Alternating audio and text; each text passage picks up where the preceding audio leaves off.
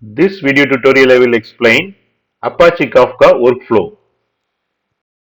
In Kafka workflow, Kafka is the collection of topics, and topics are separated into one or more partitions, and partition is a sequence of messages where index identifies each message, and index is also called offset.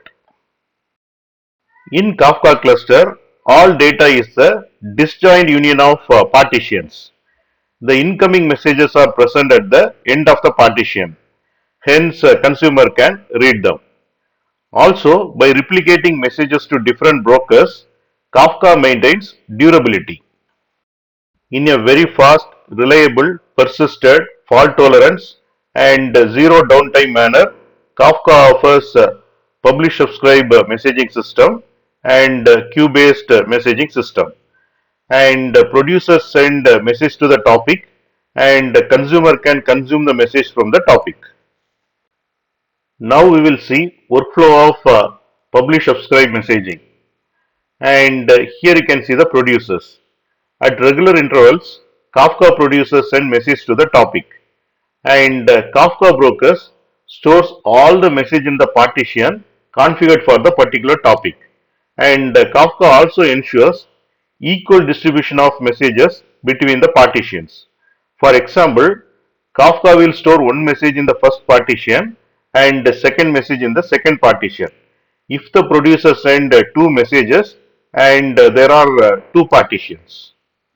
Here you can see the consumer group. It has three consumers. The Kafka consumer subscribe to the specific topic. Once consumer subscribe to the topic, Kafka offers the current offset of the topic to the consumer and save the offset to the Zookeeper. Also, the consumer will request Kafka in a regular interval for the new messages. Kafka will forward the messages to the consumers as soon as Kafka received a message from the producers, and consumer will receive the messages and process it. Then Kafka broker receives an acknowledgement of the message which is processed. Once Kafka receives an acknowledgement, the offset is changed and updated to the new value. Even during server outages, the consumer can read the next message correctly because Zookeeper maintains the offset. And however, until the consumer stops the request, the flow repeats.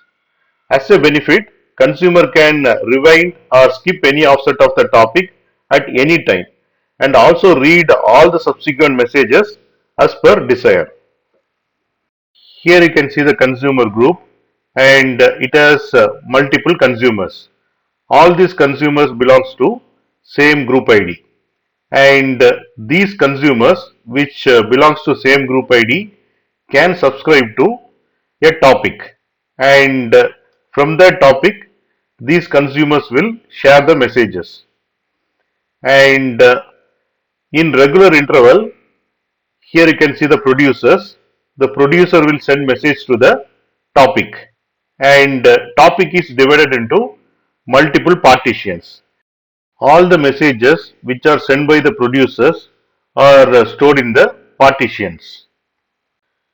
Consumer in Kafka subscribes to the specific topic and consume the messages from the topic. When we add a new consumer in the Kafka system, the new consumer in Kafka will not receive any messages if the number of consumers exceed the number of partitions. This scenario arises because in Kafka there is a condition that each consumer will have a minimum of one partition. Here you can see the Zookeeper, and now we will see the role of Zookeeper in Apache Kafka. The Zookeeper acts as a coordination interface between these brokers and these consumers. And Zookeeper is a distributed configuration and synchronization service. And Zookeeper cluster shares information with the Kafka servers. And Kafka stores basic metadata information in Zookeeper, such as metadata information of topics, brokers, consumer offsets, and so on. In addition, the failure of Apache Zookeeper or Kafka brokers does not impact Kafka cluster because the critical information which is stored in Zookeeper is replicated across its ensembles. Then Kafka restores the state as Zookeeper restarts, which leads to zero downtime for Kafka.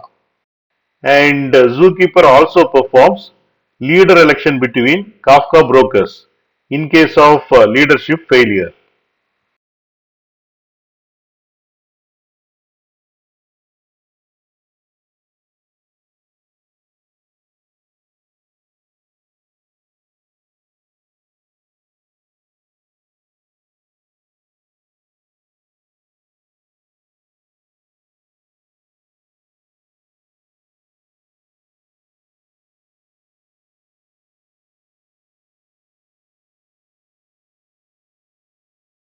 You can get the Java source code link from the description section of the video.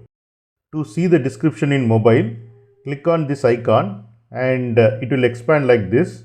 Then click on this more button to see the description. And in the description, you can see the links. And click on these links to get the Java source code.